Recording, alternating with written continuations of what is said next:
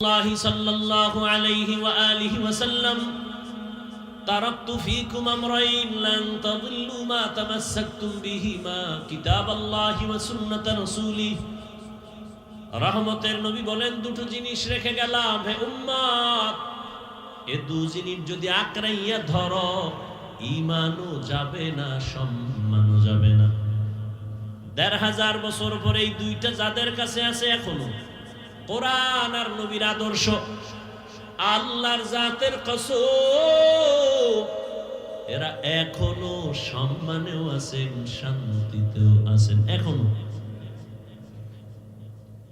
চেয়ারম্যানের চেয়ারের মেয়াদ শেষ এমপির চেয়ারের মেয়াদ শেষ মন্ত্রীর চেয়ারের মেয়াদ শেষ এসপিডিসির চেয়ারের মেয়াদ শেষ কোরআনওয়ালা নবীর আদর্শওয়ালা উলামায়ে কেরামের চেয়ারের কোনো মেয়াদই নাই আছে কোনো মেয়াদ তো শেষ হবে কি টাকা দিয়ে সম্মান কিনলে প্রথমে ফুলের মালা ফাইনালে জুতার মালা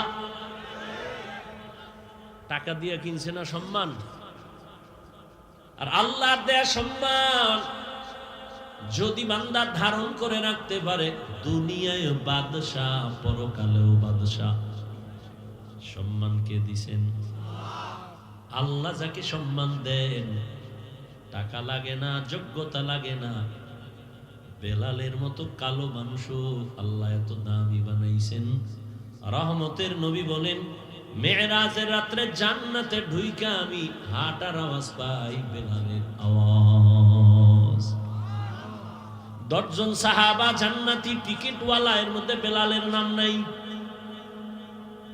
কিন্তু আল্লাহ তাকে কবুল করেছেন কাবেলিয়াত দাদেউরা শর্ত দিস বলকে শর্ত কাবেলিয়াত দাদেউস দুনিয়াওয়ালারা সম্মানের চেয়ার দিতে গেলে আগে যোগ্যতা তালাশ করে দুনিয়াওয়ালারা সম্মানের জায়গায় কাউকে বসাইতে চাইলে আগে যোগ্যতা চায় আর আমার আল্লাহ যদি কাউকে সম্মানের চেয়ারে বসাতে চায় যোগ্যতা দেখেন না আল্লাহ অন্তর দেখে বসায় পরে যোগ্যতা দিয়ে দেয় দুনিয়াওয়ালারা যোগ্য ব্যক্তি ছাড়া বসায় না আর আল্লাহ পাক রব্বুল আলামিন যাকে বসাইবেন তার যোগ্যতা না থাকলেও বসাইয়া যোগ্যতা দিয়ে দেয় তো বলতেছিলাম বর্তমান আরবি মাস রজব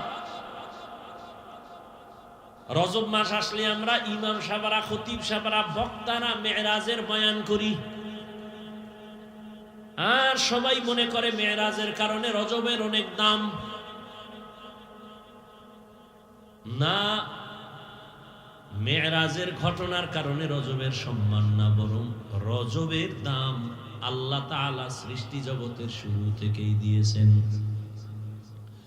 সূরা তাওবার ভেতরে আল্লাহ বলেন ইন্না ইদ্দাতাশ শুহুরি ইনদাল্লাহি 12 শাহরান ফি কিতাবিল্লাহ ইয়াওমা খালাকাস সামাওয়াতি ওয়াল আরদ মিনহা আরবাআতুন হুরুম যালিকাদ দীনুল কাইয়্যিম আল্লাহ বলেন কিয়ামত পর্যন্ত গণনার আকারে বছরে মাস হবে 12টা কিয়ামত পর্যন্ত কোন বছর 11 মাসেও হবে না 13 মাসেও হবে না কয় মাসে হবে সিদ্ধান্ত কার এর মধ্যে আবার 4 মাস বড় দামি এই 12 মাসের মধ্যে কয় মাস দামি অন্য মাসও দামি তুলনামূলক এই 4 মাসের সম্মান বছরে মাস হবে কয়টা 12টা কোন বছর কিয়ামতের আগে 11 মাসে 13 মাসে হ্যাঁ দিন সময় কম বেশি হবে যেমন সূর্যের হিসাবে বছরের দিন 365 চাঁদের হিসাবে হলো 354 দিন বছরে 10 দিন হাতে থেকে যায় এ কারণে গত বছর রমজান যেই সময় শুরু হলো এর থেকে আরো 10 দিন আগে রমজান শুরু হবে কোরবানি আরো 10 দিন আগে শুরু হবে 12 মাসে বছর হবে কিয়ামত পর্যন্ত এবং এর মধ্যে 4 মাস বড় দামি আল্লাহ বলেন এই সিদ্ধান্ত আমার। কোন দিন করছি জানো? আসমান ও জমিন যেদিন আমি সৃষ্টি করেছি ওই দিন সিদ্ধান্ত নিয়া কলমকে বলেছি লৌহে মাহফুজে সিদ্ধান্ত লিখে দাও। লৌহে মাহফুজের মধ্যে সিদ্ধান্ত আল্লাহ লিখে দিলেন। বছরে 12 মাস হবে, আর এর মধ্যে 4 মাস হবে মুহররম, দামি। 4 মাসের 3 মাস লাগাতার, 1 মাস আলাদা। যেমন হজের মাস, হজের আগের মাস, হজের পরের মাস, আর এই রজব, এই 4 মাস। জিকাদা, জুলহিজ্জা, মুহররম আর এই রজব, এই 4 মাস সম্মানিত। তার মানে কি? বলে এই 4 মাসে সম্মান করো, ঝগড়া করো না, যুদ্ধ করো না, বিগ্রহ করো না। ইহুদি খ্রিস্টানরা সেই শুরু থেকেই এই 4 মাসকে সম্মান দিত। রসুল আসার পরে আল্লাহর ওই আদেশটা রহিত হয়ে গেছে। যুদ্ধ চলবে, তবে মর্যাদা কমে নেই। এজন্য নবীজি বলেন রজবের চাঁদ দেখলেই আমি আমল বাড়াই দিতাম, এবং সব সময় উঠতে বসতে হাঁটতে চলতে দোয়া পড়তাম, আল্লাহুম্মা বারিক লানা ফি রাজাব ওয়া শাবান ওয়া বাল্লিগনা রমাজান। আয় আল্লাহ, রজব ও শাবানে আমাকে বরকত দান করেন, হায়াতের সীমানা বাড়ায় রমাজান পর্যন্ত পৌঁছায় দেন। মরলেও যেন রোজার মাসে মরণ হয়, যেই মাসে শয়তানের শিকল লাগানো, জাহান্নামের দরজা বন্ধ, জান্নাতের দরজা খোলা। রজব ও শাবানে বরকত দান করেন, আর হায়াতের সীমানা বাড়ায় রমাজান পর্যন্ত পৌঁছায় দেন। জিগেইলি আপনারা এই দোয়া পারেন, পড়েন না তো লাভ কি? ও ভাই পড়েননি? হুজুর পারি তো। ভাই দোয়া পড়েননি? পারি তো। ইবলিসই তো বহুত পারছে, লাভ কি? শুধু রজবে না শাবানেরও বরকতের দোয়া আছে? এই জন্য পড়েন, এই দোয়াটা পড়বেন নি আজকে থেকে। খালি পেটে বিড়ি টানার আগে সব সময় দোয়াটা পড়েন। আবার বাথরুমে গিয়ে আবার মানে এসকো পারে না যে হেনে বই বই রইল, সময় পাইছি নিরিবিলি। আল্লাহুম্মা বারিক লানা ফি রাজাব ওয়া শাবান ওয়া বাল্লিগনা রমাজান। আল্লাহ আমাদের এই দোয়া বেশি বেশি পড়ার তৌফিক দান করেন। আবার আসতেছে শাবান। ওই শাবানের একটা বরকতের রাত আছে। কি রাত? লাইলাতুম মিন নিসফি শাবান, শাবানের মধ্যরাত। কোনো ভেজাল টেজালে যাইবেন না, ইবাদতে সময় কাটাবেন, তর্কেও যাইবেন, বইবে দুরূদ শরীফ পড়বেন, সমস্যা কি? তো এই রজব মেরাজের কারণে সম্মানিত না তার আগের থেকেই? আগের থেকেই। 1 নাম্বার 2, আমরা যে রজবে মেরাজের বয়ান করি, ঐতিহাসিকদের মধ্যে মেরাজ কোন মাসে হয়েছে নিয়ে 7 মাসের নাম আছে। কয় মাস?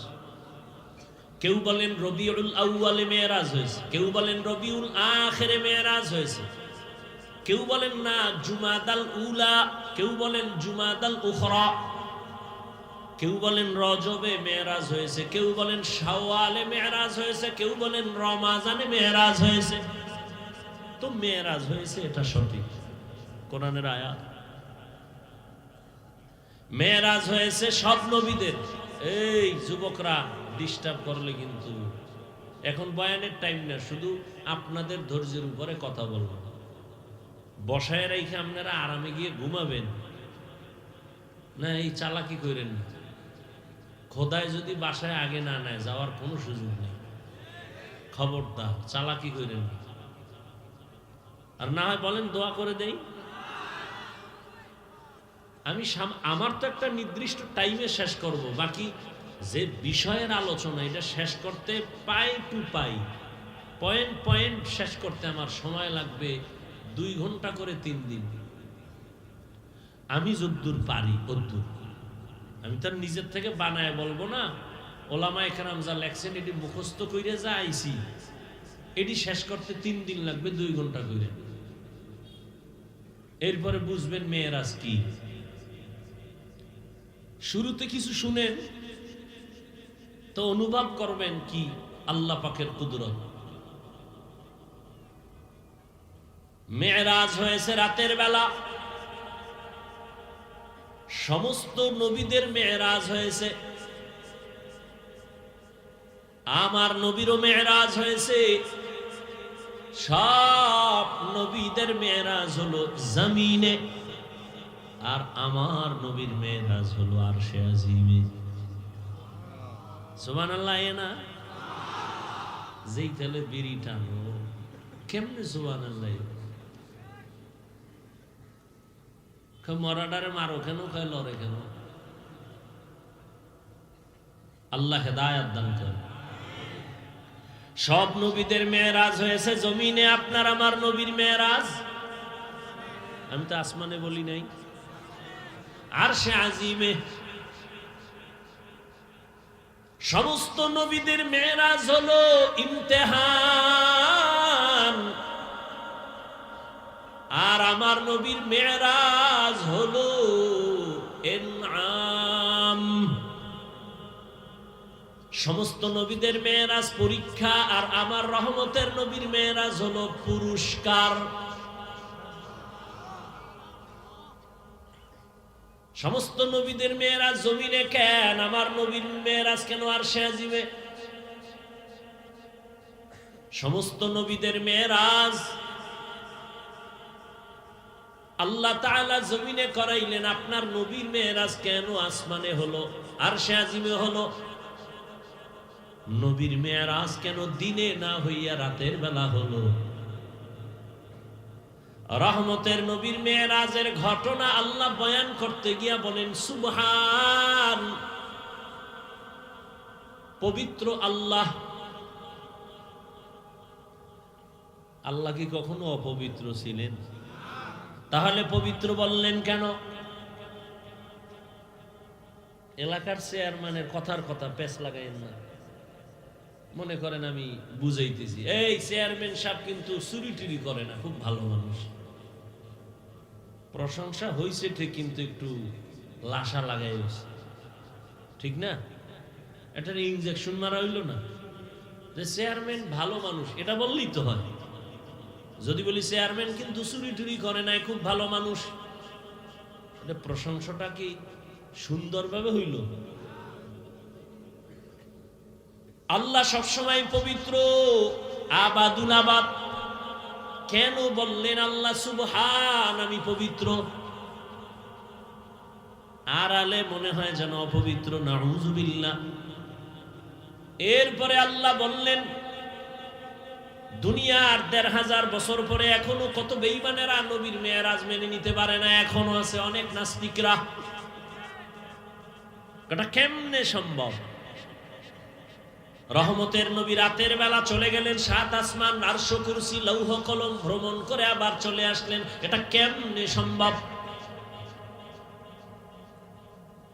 আল্লাহ প্রত্যেকটা পয়েন্টে পয়েন্টে জবাব দিয়েছেন। আল্লাযী আসরা বিআবদিহি, একটা একটা শুনেন।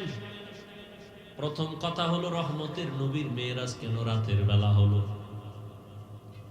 রাতের বেলা হওয়ার ১ নাম্বার কারণ, বন্ধুর সাথে বন্ধুর মুহাব্বতের আলাপ আচরণ, আলাপনটা দিনে ভালো না রাতে ভালো? কি রাতের বেলা ভালো হয়। আর মুহাম্মদ তো আল্লাহর এমন বন্ধু, ইব্রাহিম আল্লাহর বন্ধু, ঈসা আল্লাহর বন্ধু, মূসা নবী আল্লাহর বন্ধু, দাউদ নবী আল্লাহর বন্ধু, সুলাইমান আল্লাহর বন্ধু, আমার নবীও আল্লাহ পাকের বন্ধু। সব নবী রাসূল আমার আল্লাহ তাআলার আশিক, আর আমার আল্লাহ হলেন শুধু মুহাম্মদের আশিক।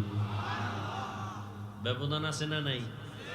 সমস্ত নবী রাসূল আমার আল্লাহ তাআলার আশিক, আর আমার আল্লাহ শুধু মুহাম্মদের আশিক। ভালো করে খেয়াল করেন, রাতের বেলা মেরাজ হওয়ার আরেকটা কারণ,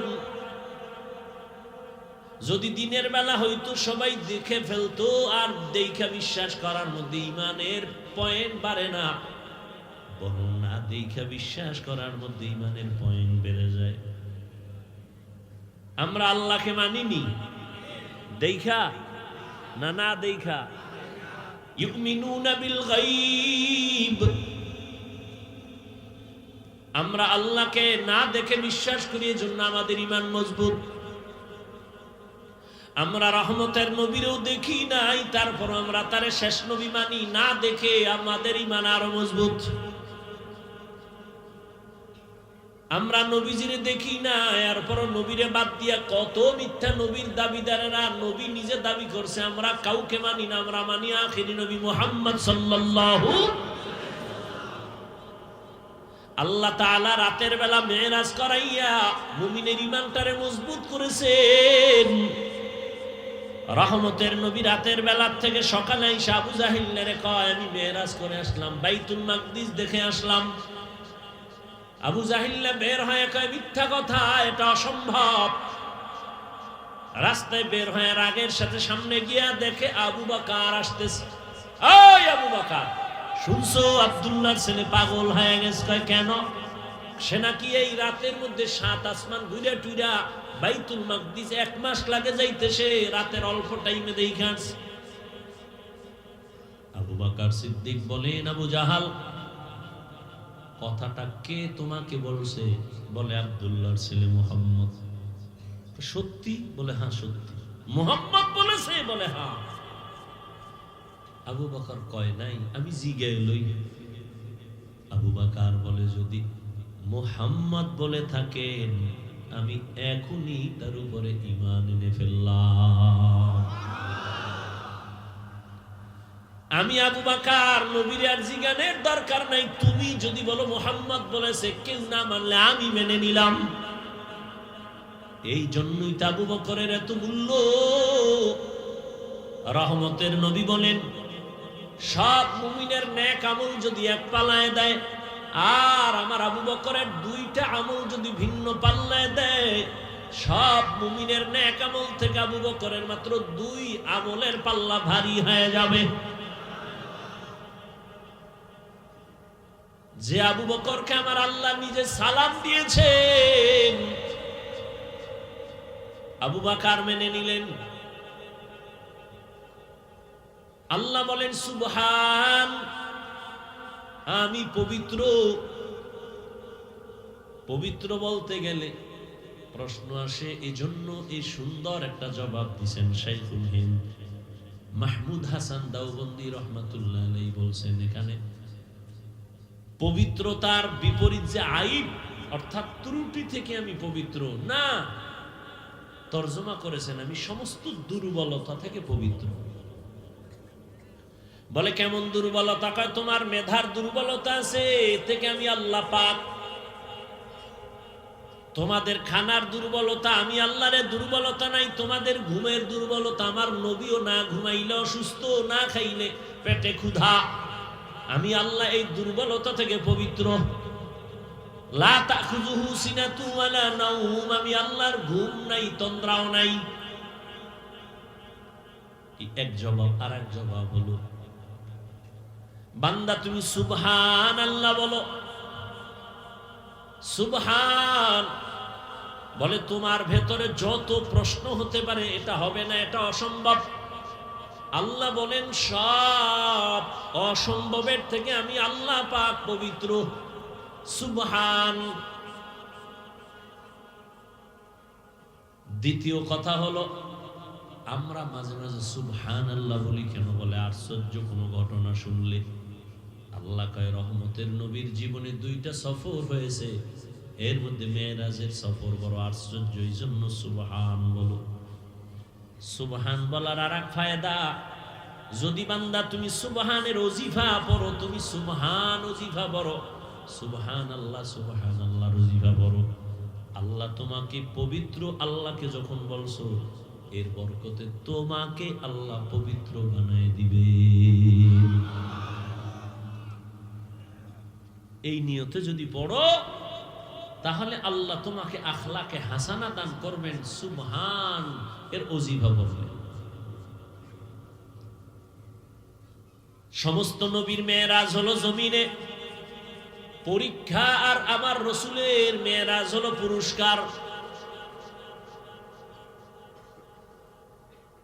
মুসা নবীর মেরাজ তুর পাহাড়ে পরীক্ষা, 40 দিন রোজা রাখো। ঈসা নবীর মেরাজ জমিনের মধ্যে শুলিবিদ্ধ করে দেওয়ার জন্য সবাই আটকায় দিল, আল্লাহ ওখান থেকে উপরে মেরাজ উপরে নিয়ে গেলেন। মেরাজ এটা উরুজ শব্দ থেকে, অর্থ হলো উপরের দিকে অগ্রগামী হওয়া, মর্যাদার লাইনে, মর্যাদার লাইনে উপরে উঠা। এটা দুই প্রকার, একটা জাহিরি আর একটা বাতিনি। মেরাজ দুই প্রকার, জাহিরি বাতিনি। জাহিরি সম্মানী উপরের দিকে আগানো, বাতিনি ভাবেও উপরের দিকে আগানো। বাতিনি যেমন একই দস্তারখানে সবাই খাচ্ছে, আবু বকর, ওমর, ওসমান, আলী রহমতের নবী একই দস্তারখানে একই জায়গায় বসা, মর্যাদার লাইনে রহমতের নবী তুলনাহীন। এটা হলো উরুজ বাতিনি, আর একটা হলো জাহিরি। জাহিরি ভাবে আমার আল্লাহ আমার রসুলকে উপরের দিকে নিয়ে গেলেন মর্যাদা দেখানোর জন্য। নবীকে আল্লাহ বাতিনিও উরুজ দান করছেন, জাহিরিও উরুজ দান করছেন। ইউনুস নবীর মেরাজ মাছের পেটে পরীক্ষা, আল্লাহর সাথে মহব্বতের বন্ধন এই মেরাজ। জাকারিয়া আলাইহিস সালাম করাতের নিচে জীবনটা বিলায় দিলেন, পরীক্ষা। ইব্রাহিম নবীর মেরাজ আগুনের ভেতরে মালিকের সাথে গোপন সম্পর্ক, পরীক্ষা। ইসমাইল নবীকে ছুরির নিচে দিলেন, মেরাজ। আমার আল্লাহর সাথে গোপন সম্পর্কের দিকে অগ্রগামী হওয়া, মোহাব্বতের আলোকে আল্লাহ এর দ্বারা মোহাব্বতের দিয়া পরীক্ষা ফলায় মর্যাদা বাড়ায় দেন। হাদিসে নবী বলেন, আল্লাহ যদি কাউকে মর্যাদা বাড়াতে চান, কিন্তু মর্যাদা বাড়াইতে গেলে যেই পরিমাণ আমল থাকা দরকার বান্দার ওই আমল নাই, আল্লাহ তখন মুসিবত দিয়া তার মর্যাদা বাড়ায়।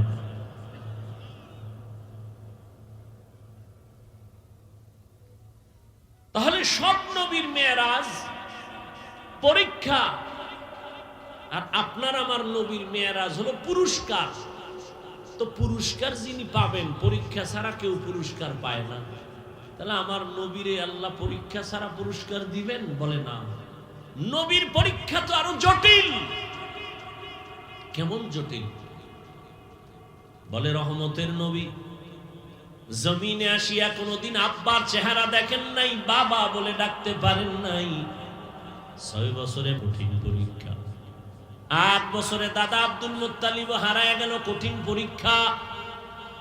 চতুর্দিকে নবীর দুশমন। জমিনে নবীর জন্য 2টা ছায়া ছিল দারুল আসবাব হিসাবে। এক ছায়া চাচা আবু তালেব, আর একটা ছায়া আম্মা জান খাদিজা রাদিয়াল্লাহু আনহা। রহমতের নবীর উপরে আরো পরীক্ষা। চাচা আবু তালিব চলে গেছেন, একই বছরে খাদিজা রাদিয়াল্লাহু আনহাও চলে গেলেন। জমিন থেকে দুজন চলে গেলেন, নবীর পরীক্ষা। নবীকে একদিন আর 2 দিন না, যেই নবীর শরীর মোবারকে মশা পড়ে না হারাম, মাছি পড়ে না হারাম, সেই রহমতের নবীকে মক্কার বেঈমানেরা শিয়াবে আবু তালিবের মধ্যে 3 বছর এমন ভাবে গৃহবন্দী করে রাখলো, চতুর্দিকে পাহাড়, মাঝখানে রহমতের নবী। খানা দেয় না, পানি দেয় না। নবীর 4 কন্যাও নবীর সাথে আছেন, কষ্ট করে। নবী গাছের পাতা ছিঁড়ে চাবাইয়া চাবাইয়া খায় আর পেটের ক্ষুধা নিবারণ করেন। কেমন পরীক্ষা! একদিন নি, টানা 3টা বছর রহমতের নবীর পরীক্ষা।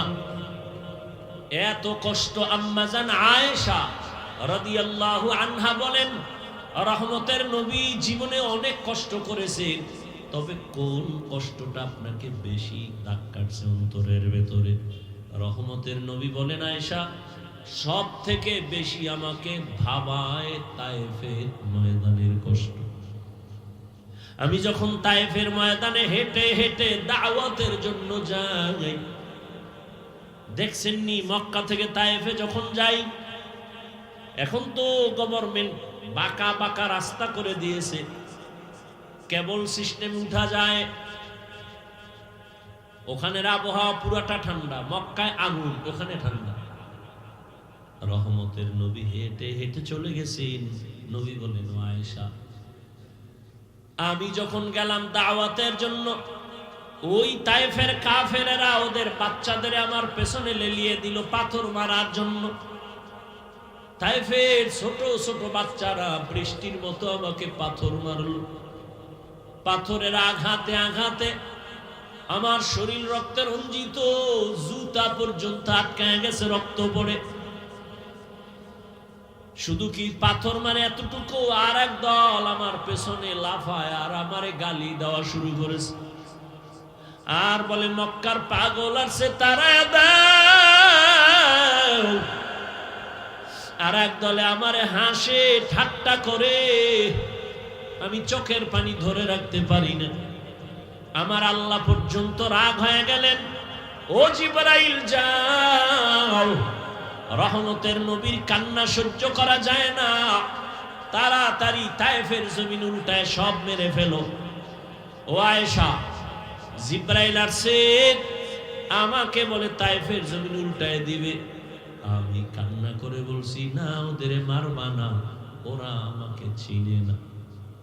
ওরা যদি জানতো আমি মক্কার ইয়তীম, জীবনে আমি বাবাকে বাবা বলে ডাকতে পারিনি, জীবনে আমি মায়ের আদর পাই নাই। আল্লাহ আমাকে এভাবে পরীক্ষা করেছে, আমার শরীরে একটা মশা পড়ে না, মাছিও পড়ে না। যদি ওরা ভালো করে জানতো, আমার শরীরের মধ্যে একটা আঘাত ওরা করতো না। ও আয়েশা, জানো না আল্লাহ আমাকে এত সম্মান দান করেছেন, আমি রাস্তা দিয়া যখন চলি, দুপার্শ্বের গাছ নত হয়ে আমারে সালাম দেয়, জঙ্গলের প্রাণী আমারে সালাম দেয়।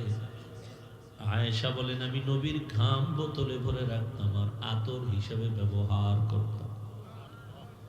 নবী বলেন, আমি যেখানে কদম ফালাই, ওখান থেকেই দীর্ঘ বছর শুধু মেশকের ঘেরান আসে। ওই তায়েফের বেঈমানেরা বুঝে না, এই পরিমাণ পাথর মেরে আমার রক্ত ঝরাইছে, আমি তায়েফের ওই কষ্টের কথা ভুলতে পারি না। ও আয়েশা, একটা মানুষও কালেমার পতাকার মধ্যে ঢুকতে চাইল না। আমার এই কষ্ট আল্লাহ তাআলা এবার সান্ত্বনা দেওয়ার জন্য বলে, নবী আসেন আমার বাড়ি, আমি আপনাকে এবার পুরস্কার দিব। আল্লাহ আমার নবীরে পুরস্কার দেওয়ার জন্য বলেন, চলেন ও জিবরাইল, যাও, জান্নাত থেকে একটা বোরাক সাজাইয়া মক্কায় নিয়ে যাও। হুয়া হুকুম জিবরাইল কো ইউশে তাব, बोराके के जन्नत से कर इंतखाब, सजा उसको ज़ेवर से तू ताबा पा, फिर उसको तू काबा में ले करके जा। जिब्राइल आमीन चले आसलेन बोराक निया বাইতুল্লাহর সামনে।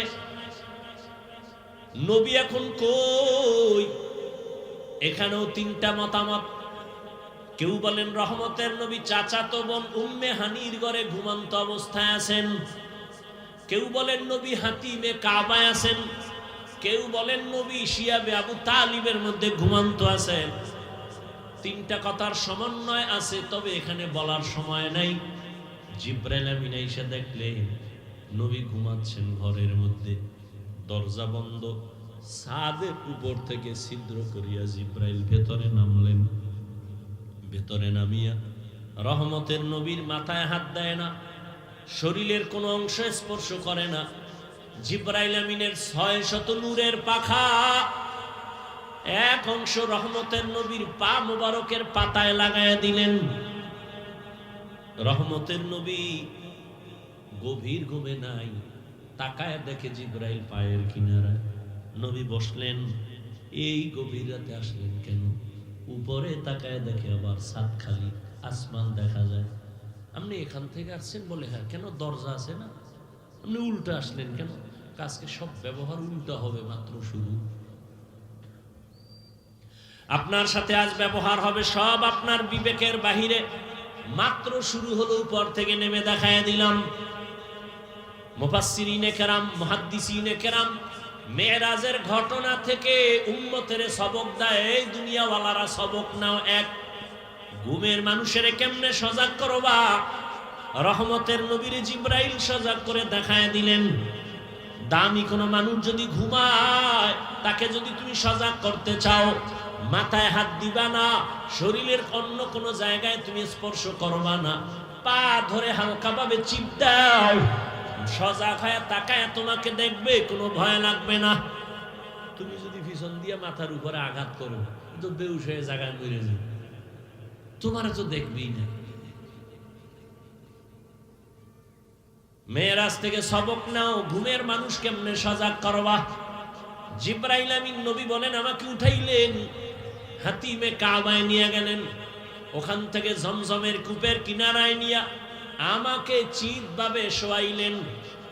আমাকে শোয়াইয়া আমার বুক চিরলেন, ভেতর থেকে কলব বের করলেন, স্বর্ণের পেয়ালায় রাখলেন, জমজমের পানি দিয়া ধুইয়া আবার ভেতরে ঢুকাইলেন, হালকা করে চাপ দিলেন, আগের মতো সুন্দর হয়ে গেল।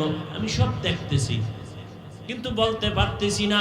আমার সামনে জিবরাইল মিকাইল, ডান পাশে 70,000 ফেরেশতা, বাম পাশে 70,000 ফেরেশতা, সামনে 70,000 ফেরেশতা, পেছনে 70,000 ফেরেশতার কাফেলা।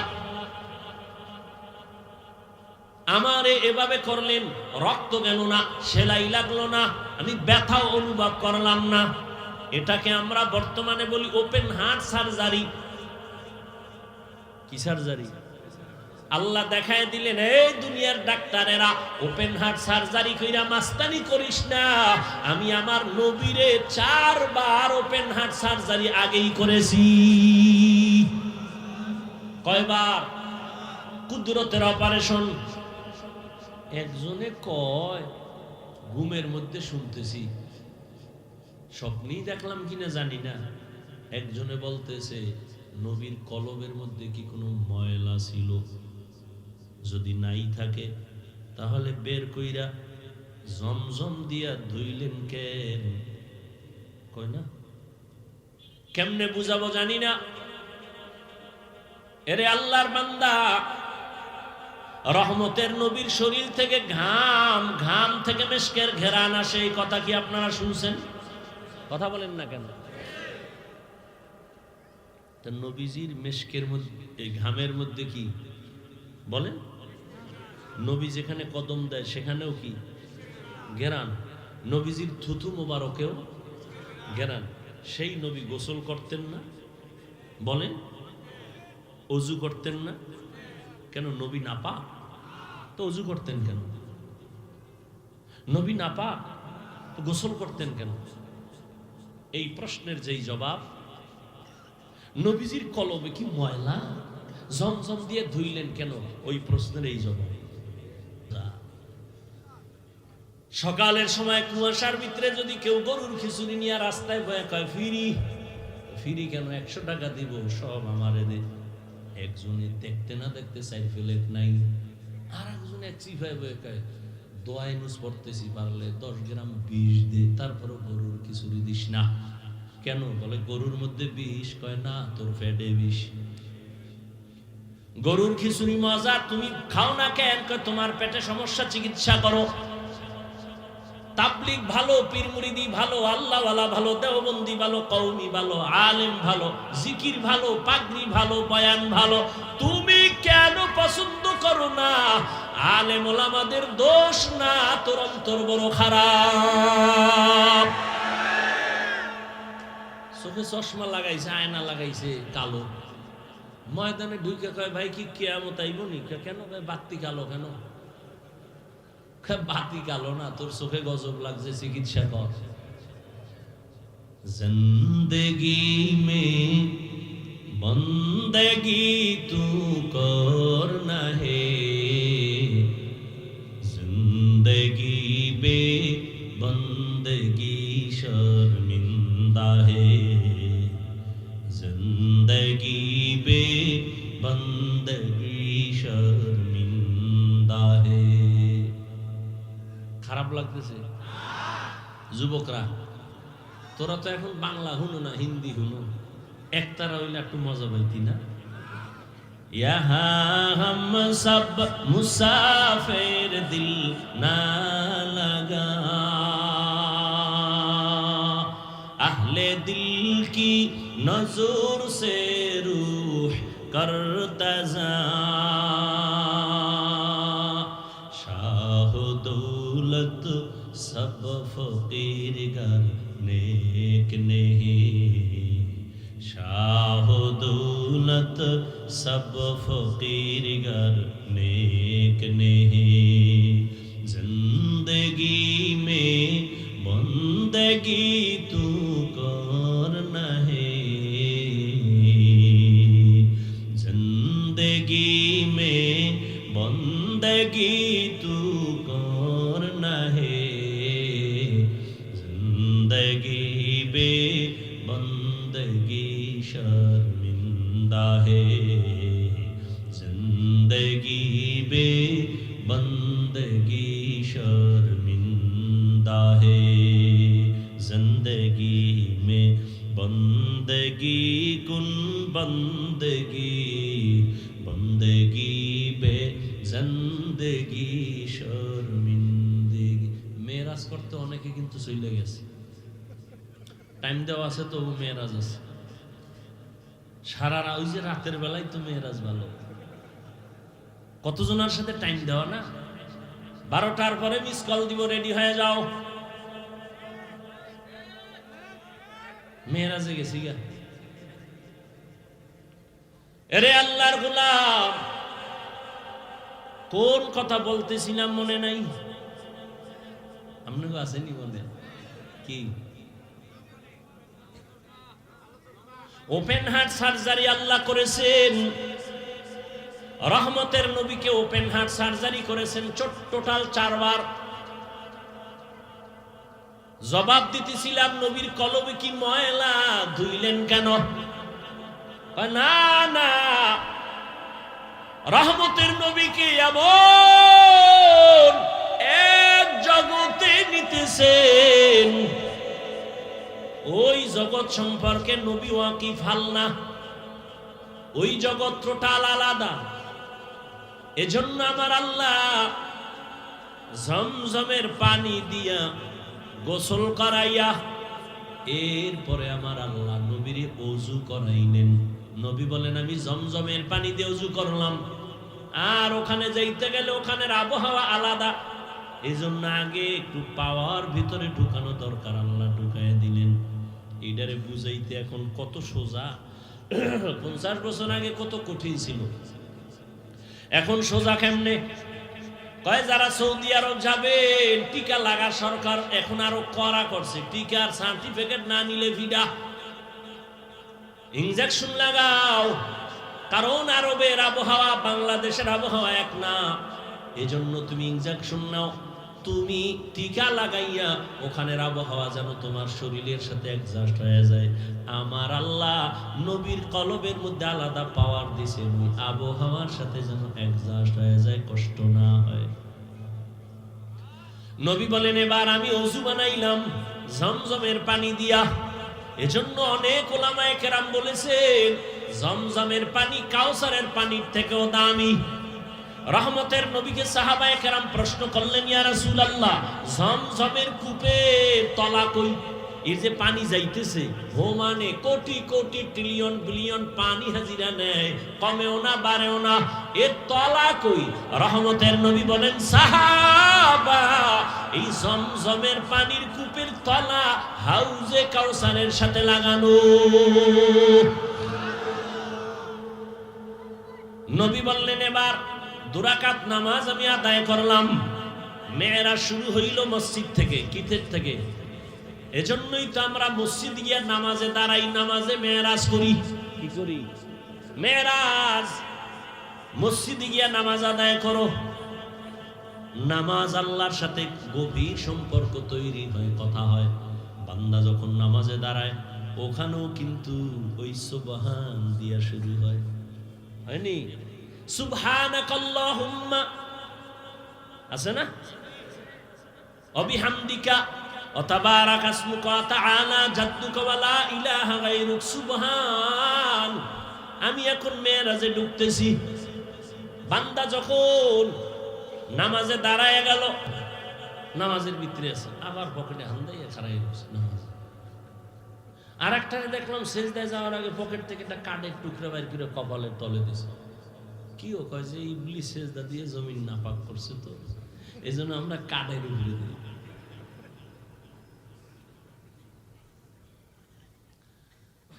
হায় হায় হায়। তাহলে নামাজের মধ্যে সালাম বন্ধ কেন, খানা বন্ধ কেন? এটা তো মেরাজ চলতেছে।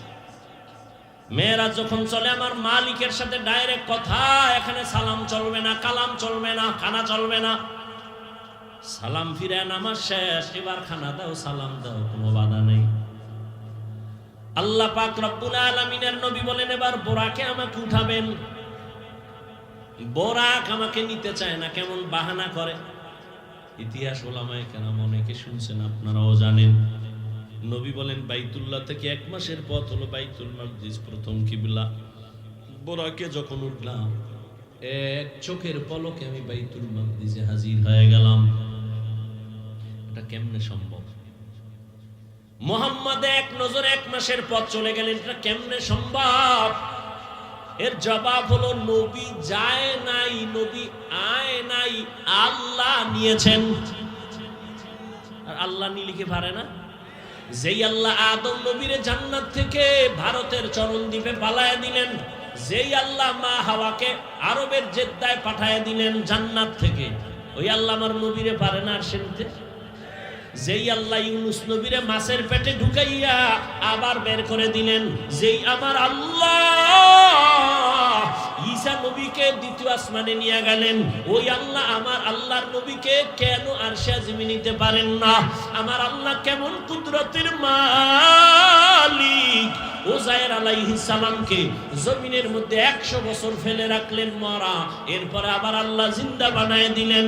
ওই আল্লাহ আমার রহমতের নবীকে কুদরতের দ্বারা আরশে আজিমে নিতে পারেন কিনা?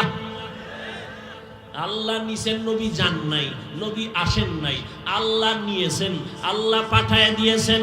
কুদরত কার? আমার আল্লাহর। নবী বলেন এক পলকে চলে গেলাম, কিন্তু এর মধ্যে বহু কাহিনী হয়ে গেল। মদিনার সফর হয়ে গেল, নামলাম, নামাজ পড়লাম, আবার সামনে যাইয়া তুর পাহাড়ের উপর দিয়া যাই, এক জায়গায় মুসা নবীর কবর দেখলাম। এই মেরাজের ভিতরে যাইতে গিয়া দেখি মুসা নবী কবরে নামাজ পড়তেছে।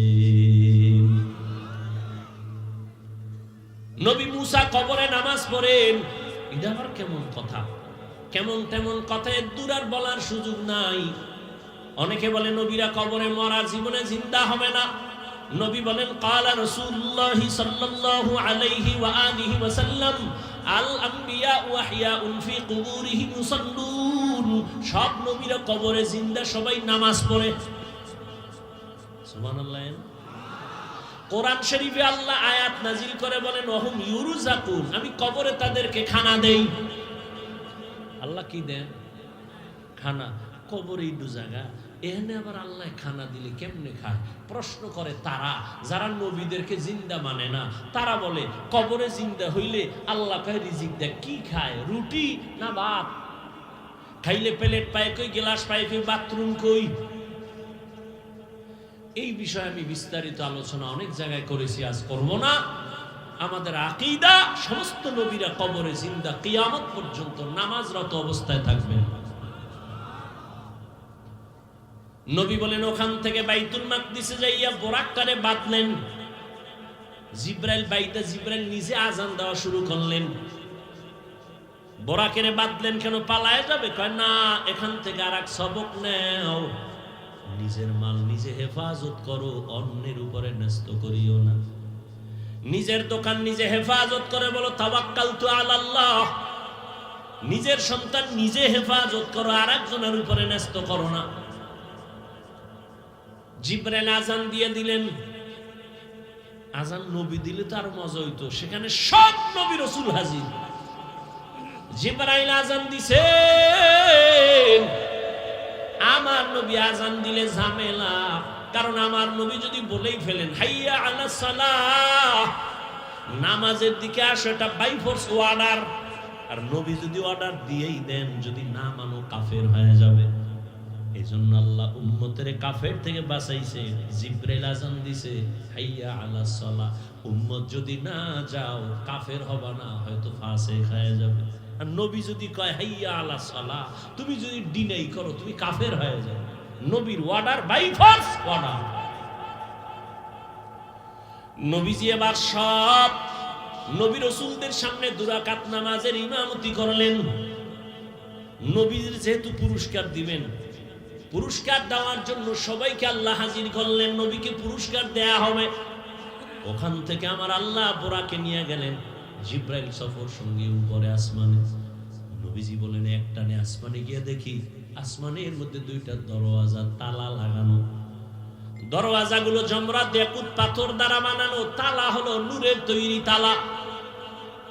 জিবরাইল কয় ভিতরের দারওয়ান দরজা খোল। দারওয়ান কয় মান আনতা, কে তুমি? বলে আনা জিবরাইল। ওয়া মা'আক, তোমার সাথে কে? বলে হুয়া মুহাম্মদ সাল্লাল্লাহু। জিবরাইল দারওয়ান কয় অনুমতি আইসুনি আনসুনি কাহানসি, কথা খুলো, চাবি দে। আমি ভিতরে, তালা বাইরে, চাবি কই? বলে ইসমে আজম, বিসমিল্লাহ হলো তালার চাবি। নবী বলেন আমি বিসমিল্লাহ বলে তালায় হাত দিলাম, দোনো দরজার তালা খুলে গেল, আমি ভেতরে ঢুকলাম। এইভাবে প্রথম আসমান পুরাটাই দেখলাম। দেখা দেখা দ্বিতীয় আসমানে গেলাম, তৃতীয়, চতুর্থ, পঞ্চম, ষষ্ঠ, সপ্তম। এবার যাইতে যাইতে সাত আসমানের উপরে গিয়ে দেখি একটা নূরের কাবা, বাইতুল মামুর। ৭০,০০০ ফেরেশতারা কাফেলা বানায় তওয়াফ করে। একবার যারা করবে কিয়ামতের আগে এদের সিরিয়াল আর আসবে না, এত বেশি ফেরেশতা। নবী বলেন ওখান থেকে উপরে গেলাম সিদরাতুল মুনতাহা, বিশাল এক বড়ই গাছ। বড়ইগুলো তেলের ড্রামের মতো বড় বড় বড়ই, পাতাগুলো হলো গাছের পাতা, হাতির কানের মতো বড়। রহমতের নবী বললেন ওখান থেকে আল্লাহ আমাকে আর উপরে নিয়ে গেলেন ভিন্ন বাহনে। যাইতে যাইতে যাইতে যাইতে যাইতে অনেক অনেক অনেক অনেক উপরে এক পর্যায়ে দেখি অন্ধকার, কিছুই দেখা যায় না, আমার বাহন চলতেছে। আর জায়গায় দিয়ে দেখি আগুনের মাঝখান দিয়ে আমার সফর চলতেছে। যাইতে যাইতে হঠাৎ অনেক উপরে গিয়ে দেখলাম আল্লাহ তাআলার নূরে তৈরি আরশে আজিম। ৮ জন ফেরেশতা কাঁধে নিয়ে দাঁড়ানো, এদের পা ৭ জমিনের নিচে। ফেরেশতারা জানে না ওদের কাঁধের উপরে কি আছে। আমি জুতা সহ গেছি তো, জুতাটা খুলতেছিলাম, আওয়াজ আসতেছে নবী জুতা খুলবেন না, আরশে আজিম আপনার জুতার ধুলি নেওয়ার জন্য পাগল হয়ে আছে। কারণ আপনার নবুয়তের সীমানা, মুসা নবীর নবুয়তের সীমানা যেই পর্যন্ত, তার মেরাজের সীমানা ওই পর্যন্ত। আর আপনার নবুয়তের সীমানা শুধু জমিনে না, আরশে আজিম লৌহ কলমের জন্য আপনার মেরাজও চলতেছে এই পর্যন্ত। নবী বলেন আমি গেলাম, এর উপরে উঠলাম, আরশে আজিমের উপরে আবার আল্লাহর অনেক উপরে হলো কুরসি, চেয়ার। চেয়ারের চতুর্পার্শ্বে ৭০,০০০ পর্দা লাগানো নূরের। ওয়াসিআ কুরসিয়ুহুস সামাওয়াতি ওয়াল আরদ। আল্লাহ তাআলা একটা একটা পর্দা আলাদা করে করে আল্লাহ আমাকে কাছে নিয়ে নিলেন। আল্লাহ তাআলা বলেন আমি আমার বান্দাকে ভ্রমণ করাইলাম। সুবহানাল্লাযী আসরা বিআবদিহি লাইলাম মিনাল মাসজিদিল হারাম ইলাল মাসজিদিল আকসা। এখানে আর একটা পয়েন্ট বইলে আমি শেষের দিকে যাচ্ছি। কোরআন শরীফ এমন দামি একটা কিতাব, যে কিতাব ধরলে সওয়াব, পড়লে সওয়াব, দেখলে সওয়াব, যাই না পড়েন সওয়াব, না জেনে কোরআন তেলাওয়াত করেন সওয়াব। সেই কোরআনে আমার আল্লাহ নবীদের নাম নিয়ে ডাকছেন, ইয়া নূহ, ইয়া মূসা, ইয়া ঈসা ইবনে মারইয়াম, ওয়া নাদাইনাহু ইয়া ইব্রাহিম। সুলাইমানের নাম ডাকলেন, দাউদের নাম ডাকলেন, কিন্তু আমার নবীজির নাম আল্লাহ কোরআন শরীফে কোথাও ডাকেন নাই, ধরেন নাই। কেন? একটু আগেই বলেছিলাম, আমার আল্লাহ মুহাম্মদের আশিক। নবীজির নাম ধরে কোরআনে ডাকেন নাই, তবে এমন এমন শব্দ দিয়ে ডাকছেন যে শব্দগুলো ব্যাখ্যা না করলে বুঝে আসে না, এত অলংকারওয়ালা শব্দ। ইয়া আইয়ুহাল মুযাম্মিল কুমিল লাইলা ইল্লা কালিলা, ইয়া আইয়ুহাল মুদ্দাসসির কুম ফাআনজির ওয়া রাব্বাকা ফাকাব্বির ওয়া সিয়াবাকা ফাতাহহির, ইয়াসিন, তাহা, হামিম। রহমতের নবীরে দামি দামি শব্দ দিয়া, উপাধি দিয়া ডাকলেন, মজার শব্দ, মায়ার শব্দ। নবীর উপাধি দিলেন রাহমাতুল লিল আলামিন, খাতামুন নবিয়্যিন, সিরাজাম মুনিরা, বাশীরা ওয়া নাযীরা। নবীকে ডাকলেন কাউসারওয়ালা। নবীকে রাহমাতুল লিল আলামিনের উপাধি দিলেন, ইমামুল মুরসালিনের উপাধি দিলেন। তাহলে নাম ধরে না ডাকলেও উপাধিগুলো কি নরমাল না অনেক দামি? সীমানাহীন দামি। কিন্তু হাজারো আশ্চর্যের মধ্যে একটা আশ্চর্য হলো, যেই মেরাজের ঘটনাকে এখনো বেঈমান নাস্তিকরা মেনে নিতে পারে না, এত বড় আশ্চর্য ধরনের ঘটনার ক্ষেত্রে আমার আল্লাহ নবীরে সম্বোধন করলেন একটা নরমাল শব্দ দিয়া, বান্দা। আল্লাহ নবীরে বান্দা বলছেন। আমরাও বান্দা, হিন্দুরাও বান্দা, ইহুদিরাও বান্দা, খ্রিস্টানেরাও বান্দা, নবীও বান্দা। এত নরমাল শব্দ দিয়ে আল্লাহ ডাকলেন কেন, ধরলেন কেন? দামি দামি শব্দ দিছে, খাতামুন নবিয়্যিন, সিরাজাম মুনিরা। আর মেরাজের ঘটনায় আল্লাহ কয়, আমি মেরাজ করাইলাম আমার বান্দাকে। নবীজিরে নরমাল শব্দ বান্দা বললেন কেন? যে আমরাও বান্দা, হিন্দুরাও বান্দা, ইহুদিরাও বান্দা, নবীরাও বান্দা বললেন কেন? এর চারটা জবাবের একটা দিয়েই শেষ করতেছি, ভালো করে খেয়াল করেন।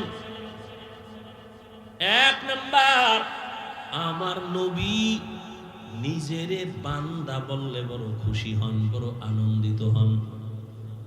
নবীর পছন্দ, নিজেরে বান্দা বললে বড় কামিয়াবি মনে করে, সফল মনে করে। এজন্য একদিন আম্মা জান বলেন, নবী আপনি এত কষ্ট করে ইবাদত করেন কেন? নবী জবাব দিলেন, আফালা আকুনা আবদান শাকুরা, আমি কি আল্লাহর কৃতজ্ঞ বান্দা হব না? এই জন্য নবী যখন মেরাজে চলেই গেলেন, আল্লাহ কি নিয়ে আইছেন?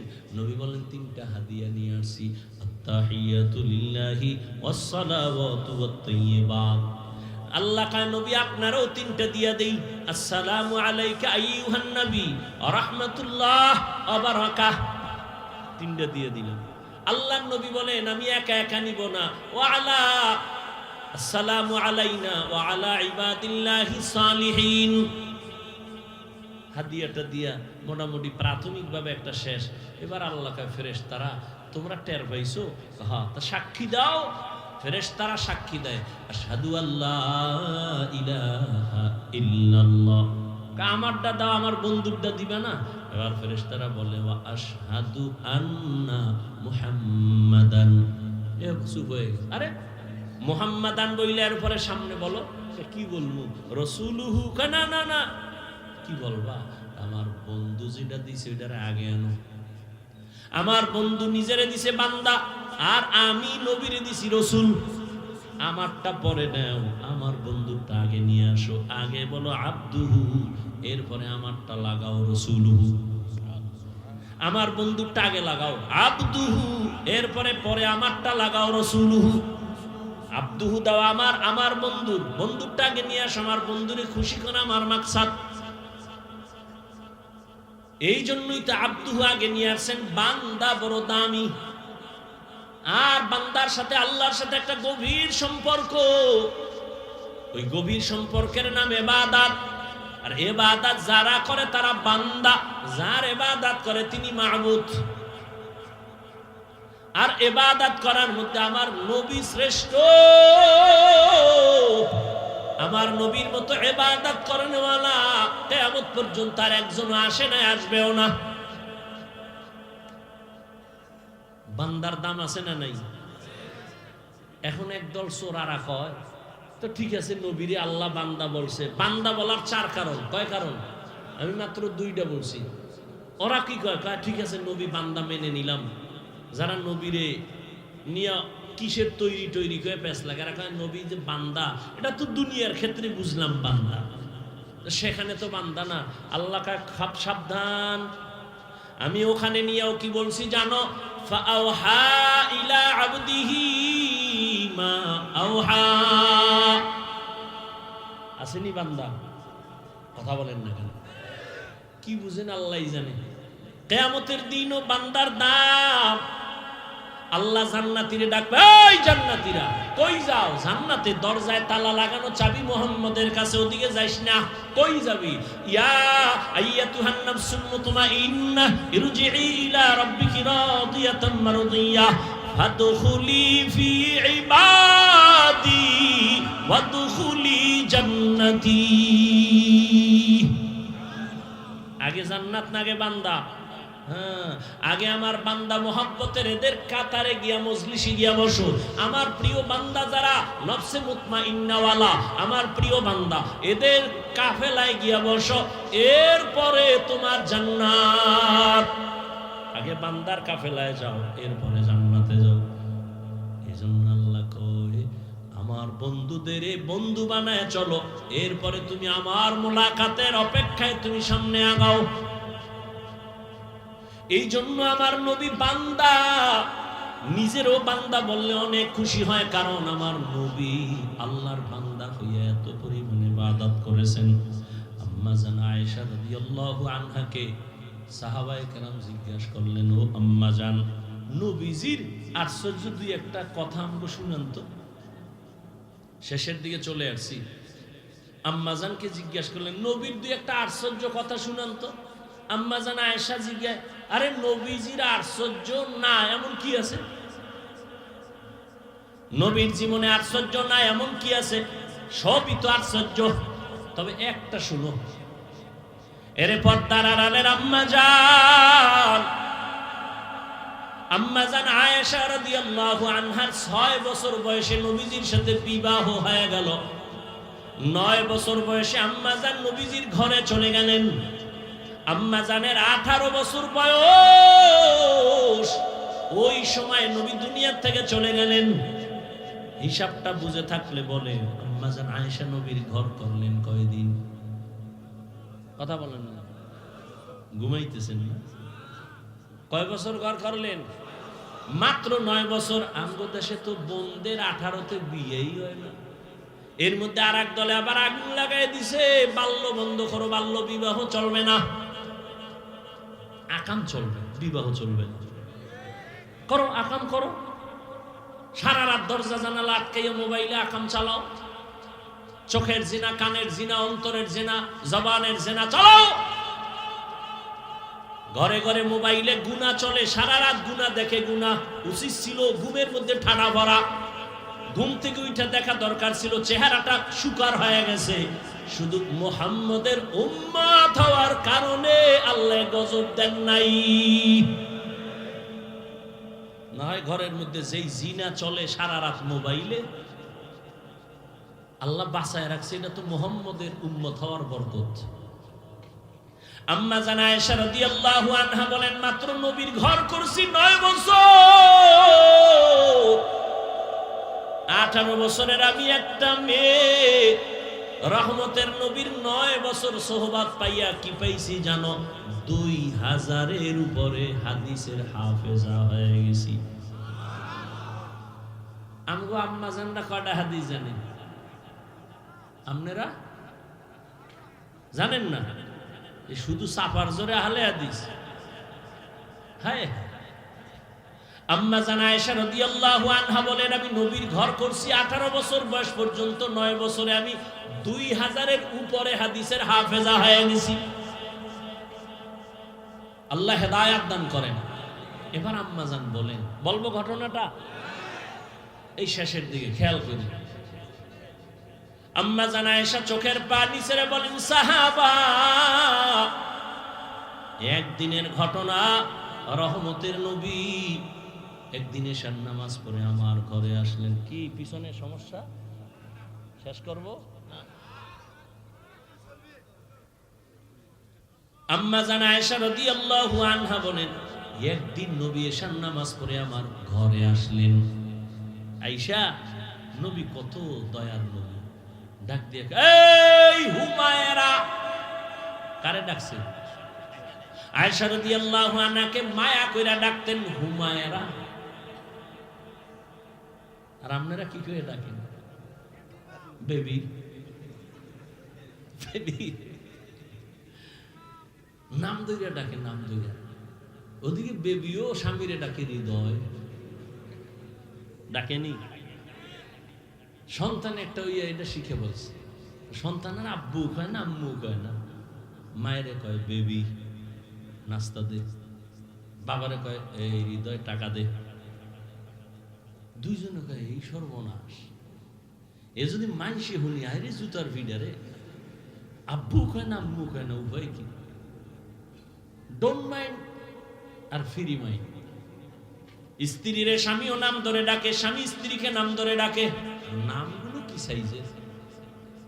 একজনের নাম সবুজ আর একজনের নাম গম্বুজ না। সন্তানের নাম তুফান, বৃষ্টি, নদী, সাগর। অথচ রাসূল হাদিসে বলে একটা নামের কারণে আল্লাহর বান্দারা কিয়ামতে জান্নাত পাবে। সেদিন একটার জিগে তোর নাম কি? কয় রুমেল, সুমেল। আমি মাইয়া ফলা হইলে পোলার নাম রাখবি জিমেল, আর একটার নাম রাখবি হিমেল। হ্যাঁ, হায় হায়, হা, এখন নাম দুইটা ডাকে ফ্রি মাইন্ড। কপালে জুতার বাড়ি, কি করা যায়? ঘটকেরা ডাকছে, এই ঘটক, আকাম তো বাজায় এলাইছে, ফ্রি মাইন্ড। আমিও বউরে নাম দইরা ডাকি, বউ আমারে নাম দইরা ডাকে। ফোলায়ও ইয়ে শিখছে। ফোলায় আমার আব্বু কয় না, কি কয়? কয় হৃদয়। মায়ের কয় বেবি, উভয় কি? প্রতিদিন খালি পেটে সকালবেলা বইয়া মাঝখানে ছেলেটারে বইয়া, স্বামী আর স্ত্রী দুইজনের ইয়ার চাল দিবি। তুই একবার স্বামীরে কবি আব্বু, আর তোর ওই স্বামী তোরে ডাকবে আম্মু। এইভাবে মাঝখানে রিয়ার চাল দে, তো সন্তান যদি শিখে। এবার টের পা ফিরিমেন্ডের জুতা কেমন। আল্লাহ হেদায়াত দান করে। আম্মা জান আয়েশা রাদিয়াল্লাহু আনহা চোখের পানি ছেড়ে বলেন, রহমতের নবী ঘরে আসলেন। এশার নামাজের পরে আয়েশা ডাকলেন হুমায়রা। লাব্বাইক ইয়া রাসূলুল্লাহ। আজকের রাত্রের জন্য আমার একটু ছুটি দিবেন নি? আজকে রাত্রের জন্য একটু ছুটি কার কাছে চায়? আরে নবীজি চায় কার কাছে? আম্মা জান আয়েশার কাছে। আপনারা চাননি যে ম্যাডাম একটু ছুটি দিবা, ক্লাবে যাব? কি আর ছুটি মুটি, রাত্র 3টা বাজে ম্যাডাম যদি টেলিফোন করে, আরে আগুন। ম্যাডাম বলে কই আছো? কয় তোর দরকার কি? আমার কত চাকরি রাতের বেলা, মেয়েরা চলে। ম্যাডাম যদি প্রশ্ন করে, সেখানে আগুন লাগায় দেয়। আর রহমতের নবী আম্মা জানকে বলে, নবী আজ রাতের জন্য একটু ছুটি দিবেননি? আম্মা জান আয়েশা চিন্তা করলেন নবীজি হয়তো অন্য কোনো বিবির ঘরে যাবেন। আম্মা জান আয়েশা হাস দিয়া বলেন, ইয়া রাসূলুল্লাহ, আপনি আমার কাছে ছুটি চাইবেন আর না বলবে, এটা কেমনে বুঝলেন? ও রহমতের নবী, আমি ধন্য, আপনার ঘরে এসে আমি ধন্য।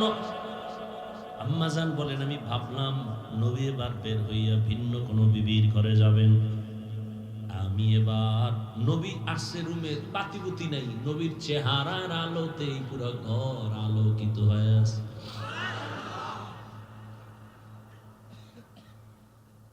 আর আমরা আমাকে চেহারার আলো বানানোর জন্য বিউটি পার্লারে যায়, ডানা কাটা হরি হইতো।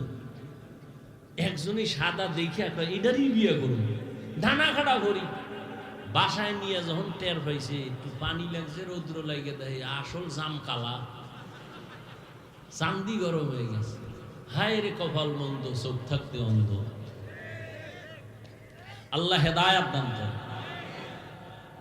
আম্মা জান আয়েশা রাদিয়াল্লাহু আনহা তিনি বলেন, আমি একটু ঘুমের বাহানায় বিছানায় শুয়ে গেলাম, একটু ছোট্ট রুম, খেজুর পাতার ঘর, খেজুর পাতার ঘর। আমি দেখলাম নবীজি কোনো ঘরে যান নাই।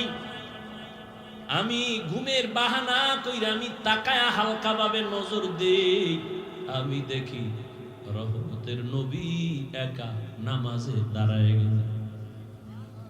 আমার হুজুরার এক কর্নারে নবী নামাজে দাঁড়াইয়া হালকা আওয়াজে আলহামদু সূরা তেলাওয়াত শুরু করলেন, আর চোখ থেকে পানি পড়া শুরু হয়ে গেল ঝর্ণার মতো। রহমতের নবী তেলাওয়াত আলহামদু শেষ, সূরা বাকারা শুরু করলেন। ভাবলাম নবী বোধহয় বাকারার মাঝখানে গিয়ে রুকুতে যাবেন, কিন্তু না, পুরা সূরা বাকারা শেষ করলেন। তাও তো তাড়াহুড়া নাই, নবী আস্তে আস্তে পড়তেছেন। আর আমি আয়েশা জীবনে নবীকে এমন কান্না করতে দেখি নাই। নবী তেলাওয়াত করেন আর কান্না করেন। সূরা বাকারা শেষ করতে করতে অনেক সময় চলে গেল। ভাবলাম নবী এইবার রুকুর মধ্যে যাবে, না, নবী সূরা আলে ইমরান শুরু করলেন। নবী ভাবলাম মাঝখানে গিয়ে রুকুতে যাবে, না, নবী পুরা সূরাটাই শেষ করলেন। এখনো প্রথম রাকাতে নবী দাঁড়ানো আছে। আলে ইমরান শেষ করিয়া নবী রুকুতে যাবেন, দেখি না, নবী পরের সূরাটাও শুরু করলেন। নবীজি দীর্ঘ টাইম সূরা তেলাওয়াত করেন আর চোখের পানি ছেড়ে দাড়ি ভিজে ভিজে পানি পড়তেছে। এমন কান্না মনে হয় নবী মরে যাবেন। নবী যেই সূরা শেষ করে 4 নাম্বার সূরাটাও তেলাওয়াত শুরু করলেন। দীর্ঘ টাইম নবী দাঁড়ায় কাঁদতেছেন আর তেলাওয়াত করতেছেন। এমন তেলাওয়াত আমি জীবনে এত দেরি করতে দেখি নাই। নবীজি এত পরিমাণ দেরি করিয়া সীমাহীন দেরির পরে নবী মাত্র রুকুর মধ্যে চলে গেলেন। রহমতের নবী রুকুতে যায়, কান্না বন্ধ নাই। নবী মাথা উঁচু করেন না, ওখানে সীমাহীন সময় ব্যয় করলেন আর কান্না শুরু করলেন। আমি আয়েশা দেখতেছি, আমার চোখে ঘুম নাই। নবী রুকুর থেকে দাঁড়ালেন, রুকু থেকে দাঁড়াইয়া নবী এবার সিজদায়, মাত্র প্রথম রাকাতের প্রথম সিজদায় নবী গেলেন। সিজদায় গিয়ে নবীর অঝরে কান্নার আওয়াজ। প্রথম রাকাতের প্রথম সিজদায় নবী এ পরিমাণ কান্না, কাঁদতেছেন কাঁদতেছেন, মনে হয় নবী বেহুশ হয়ে যাবেন। আর নবী মাথা উঁচু করেন না। দ্বিতীয় সিজদা দিবেন সেই খবরও নাই। নবী এই পরিমাণ সিজদায় কাঁদতেছেন, হঠাৎ করে পেছন থেকে আমি কানে আওয়াজ শুনতেছি, বেলালের আওয়াজ। মসজিদের বাহিরে বেলাল আওয়াজ দিছেন, ইয়া রাসূলুল্লাহ, আমি ফজরের আজান দেওয়ার জন্য আসছি। নবী সময় কম, তাড়াতাড়ি প্রস্তুতি নেন, ফজরের সময় কাছাকাছি। নবী সেই রাতের নামাজের মাত্র প্রথম রাকাতের প্রথম সিজদায় কান্না করে, এখনো দ্বিতীয় সিজদা করেন নাই। ওদিকে বেলালের আওয়াজ, বেলাল ফজরের জন্য ডাকতেছেন। সময় কাছাকাছি চলে আসছে, নবী প্রস্তুতি নেন।